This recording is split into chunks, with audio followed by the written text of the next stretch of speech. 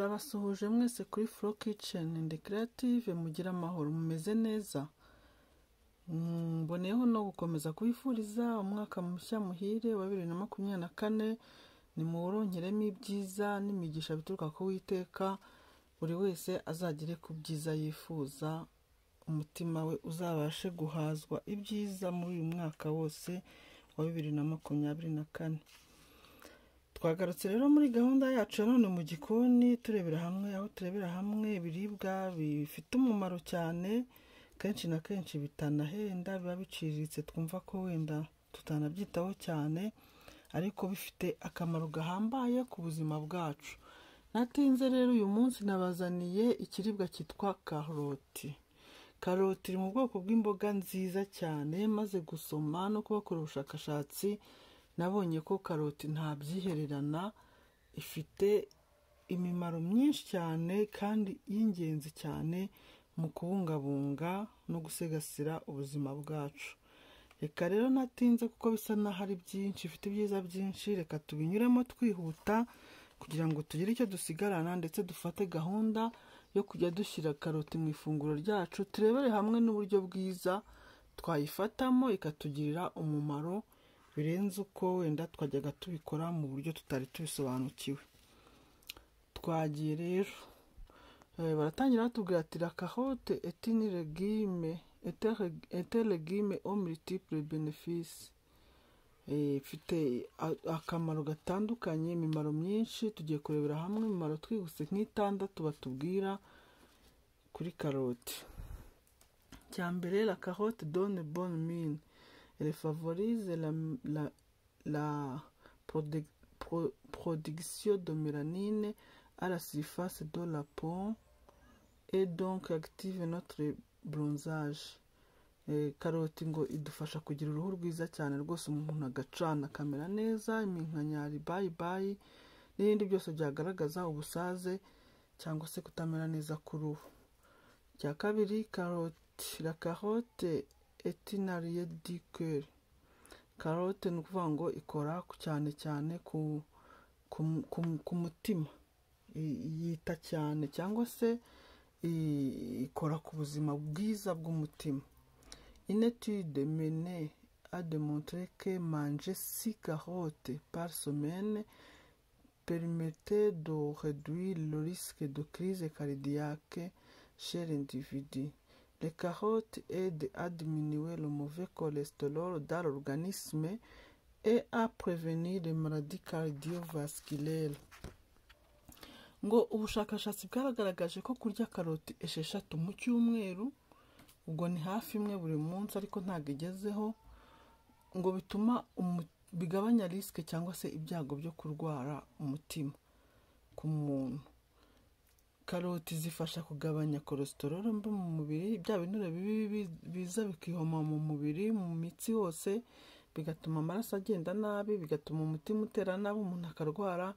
Ibyo byose biva muri toxine ziba mu byo tuba twariye, mu biryo byifitemo uburozi tuba twariye, cyane cyane bya biryo bitekeshwa amavuta ari bibisi kugera bihiye.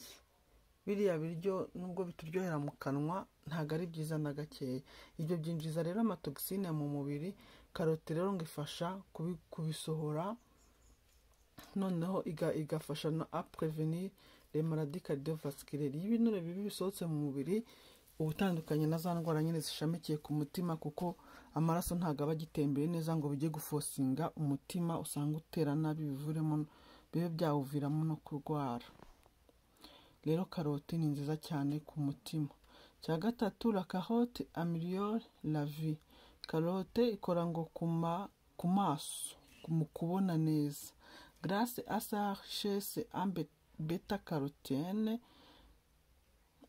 kubera substance ya bêta-carotène ifitemo bituma amaso areba neza, ubuzima bw'amaso bumera neza.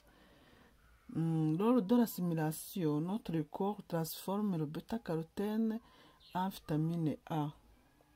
Ibyo twariye ubundi tubirya birimo iyo substance ya bêta-carotène, noneho muri assimilation byinjira mu mubiri, umubiri ufitemo ububasha bwo guhindura iyo bêta-carotène iri muri karoti cyangwa se mu bindi bintu turya bitandukanye igahinduka vitamine A.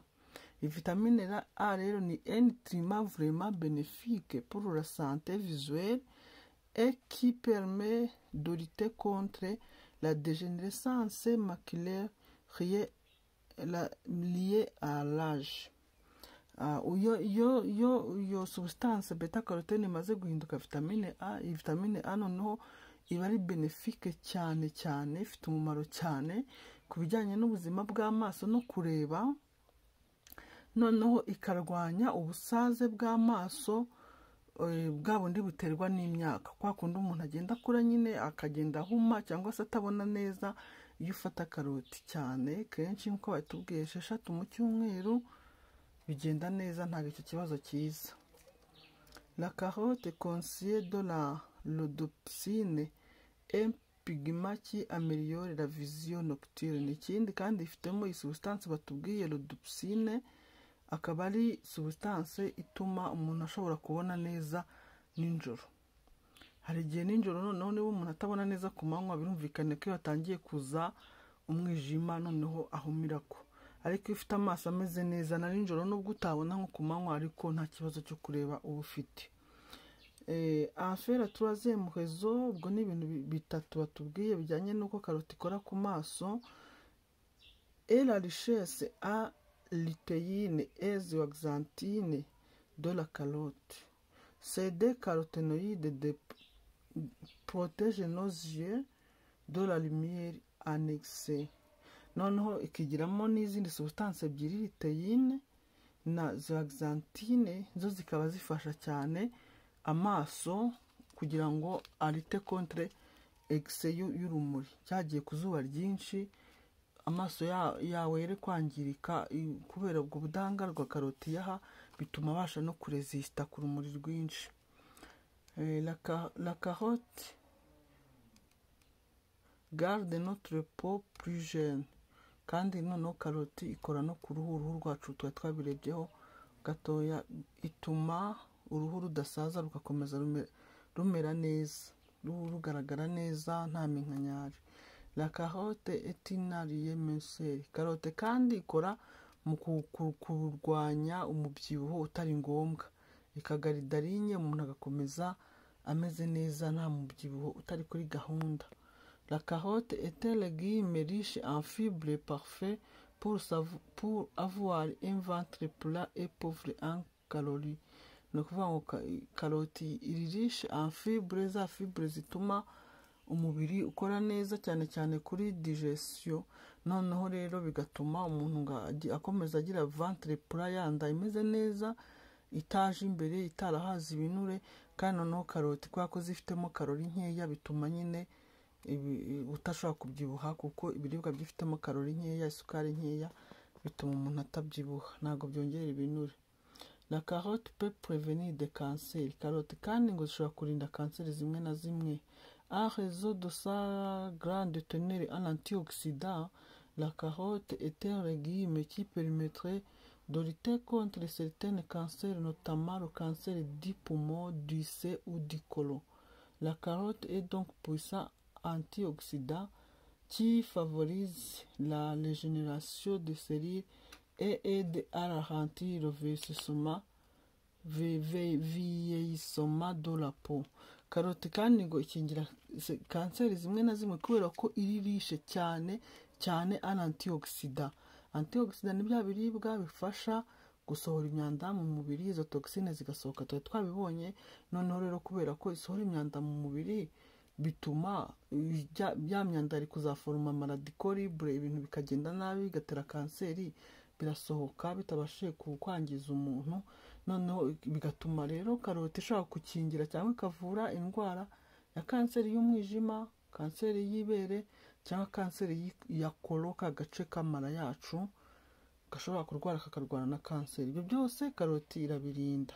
Ikindi kandi karoti ikavura cyangwa se igakuraho gusaza kw'amaserire, kubera ko amaserire nk'uko tubizi asaza kubera za radicaux libres ziba zamaze kwiforoma mu mubiri bitewe na ya matoxine, noneho bigatuma amaserire asaza ndakidubura, bikabyara kanseri.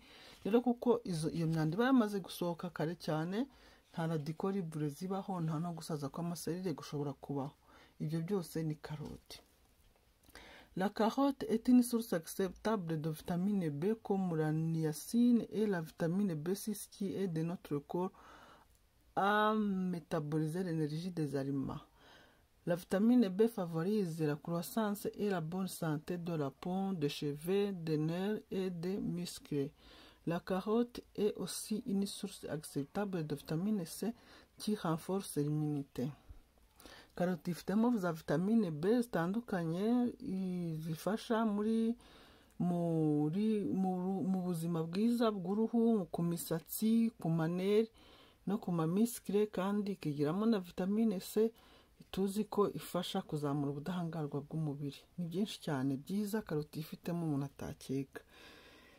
Noneho bakatubwira ngo la consommation de la carotte crue, par exemple râpée, à hauteur de 200 grammes par jour permettrait de faire baisser de 11% le taux de mauvais cholestérol. Et pour avoir un beau cœur, il faut manger des carottes. Kurya karoti mbisi noneho nicyo kintu bakonseye cyane kurusha uko wazijya zihiye. Ngo miligrama 200 ku munsi zifasha iyo uziriye za karoti mbisi. Baratubwira iri rape, kuyirapa nyine ukayirya mu salade, zikuraho 11% bya cholesterol mbi ziba ziri mu mubiri. Imibiri yacu izahazwa na bya binure bibi by'amatoxine cyane cyane bikayiviramo indwara. Rero iyo urya karoti ziri rape mbisi 200 grammes par jour, ubwo ni nka karoti imwe irahagije. Ya 11% ya bya binure bibi bishobora gusohoka bishobora gukurwaho n'iyo karoti imwe gusa. Tutagiye dushyiramo n'ibindi byasohora, ariko karoti imwe gusa isohora ibinure bibi ku kigero cya 11% y'ibinure bibi bagomba gusohoka mu mubiri. Umva ni igitangaza.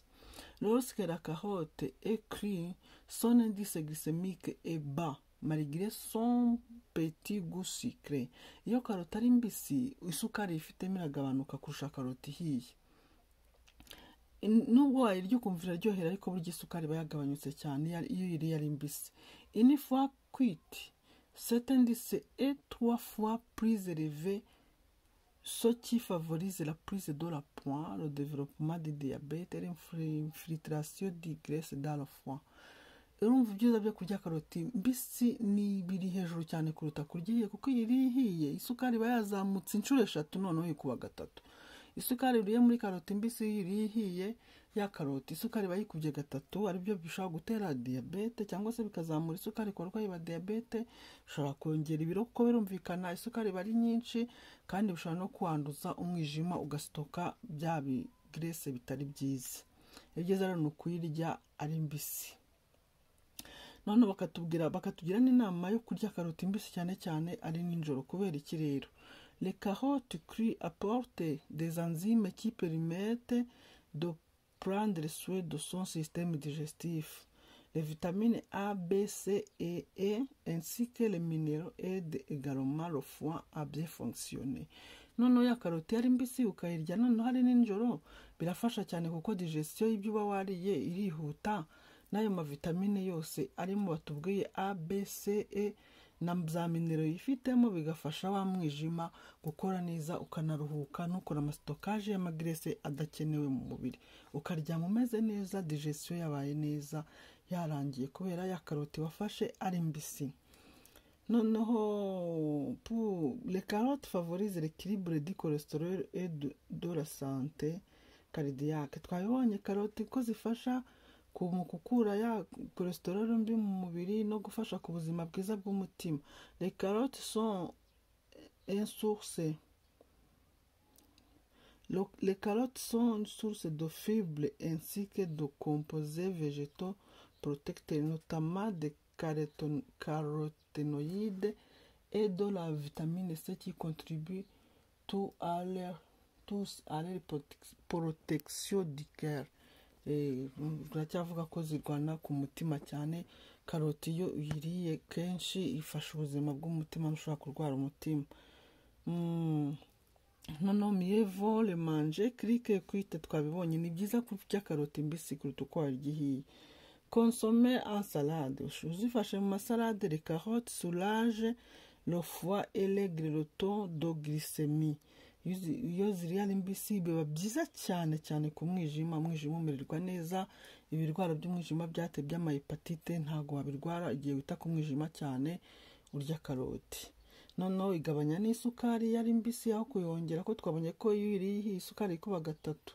Elles sont aussi riches en bêta-carotène et en antioxydants très puissants. Ifitemo za bêta-carotène twabonye zinduka vitamine A, kandi none ikaba ari antioxydant très puissant. Isohora cyane imyanda mu mubiri, ayo motoxine agasohoka iyo wayiriye ari mbisi. Les carottes sont parmi les légumes les plus bénéfiques pour la santé du foie, un organe qui joue un rôle clé dans le fonctionnement du corps. Karoti barakomeza tugira ko rwose ifasha kuri foie cyane, babivuze cyane ku mwijima no ku mutima. Karoti ifashaho cyane bikomeye. Noneho biba byiza kwifata mu masalade irilape cyangwa se ukayifata muri ji. Yo rero banatubwira ko kugira ngo ukanywe akaji ka karoti ari keza, ushobora kuyirapa nyine n'utuzi dukeya ukayungurura ugakamuriramo akadimu gake n'aka oranje, ikaba ari ji nziza cyane ukayinywa ukumva umeze neza. Twibuke ko utagomba kurenza karoti imwe ku munsi kuko tout excès est mauvais. Nanone ukabije ntabwo byaba byiza. Batubwiye imwe ku munsi itari nini cyangwa se byibuze 6 mu cyumweru. On recommande de manger vos carottes sans les éplucher car elles contiennent des caroténoïdes qui luttent notamment contre les radicaux libres responsables au vieillissement des cellules. Baratugira inama yuko karoti twanajya tuyirapa cyangwa se tuyirapana n'ibishishwa cyangwa se wajya kuyisya muri ukoremo ji. Ntukajye uyihata kuko ibyo bishishwa byayo nibyo byiganjemo ya substance ya carotenoide ifasha mu kurwanya radicaux libres, za zindi zitera amaserire gusaza zikanaproduza amakanseri mu mubiri w'umuntu. Noneho baratubwira ngo une carotte par jour serait suffisante. La quantité minimum est évaluée à 100 grammes par jour. Or, le poids moyen du carotte est d'environ 125 grammes. Baratugira inama yo kutarenza karoti imwe iri moyenne par jour, kubera ko ngo 100 grammes ziba zihagije kandi karoti iri moyenne ibipima 125 grammes. Umva rero ko ni byiza kwayifata kandi ntufate karoti nini cyane kuko waba ugiye gukora excès kandi bitari byiza. Rero nshuti zanjye murumva ko karoti ni nziza cyane, tuyifate ariko kenshi mu masalade irapye cyangwa tuyikoremo ji, dushyiremo akadimu gakeya n'aka oranje gake cyangwa nutanakabona ushyiramo akadimu gusa, ubundi unywa ku kaji ka karoti imwe yonyine ku munsi. Bizaba bihagije kugira ngo wite ku buzima bw'umwijima wawe no ku buzima bw'umutima. Mwakoze cyane, ciao ciao.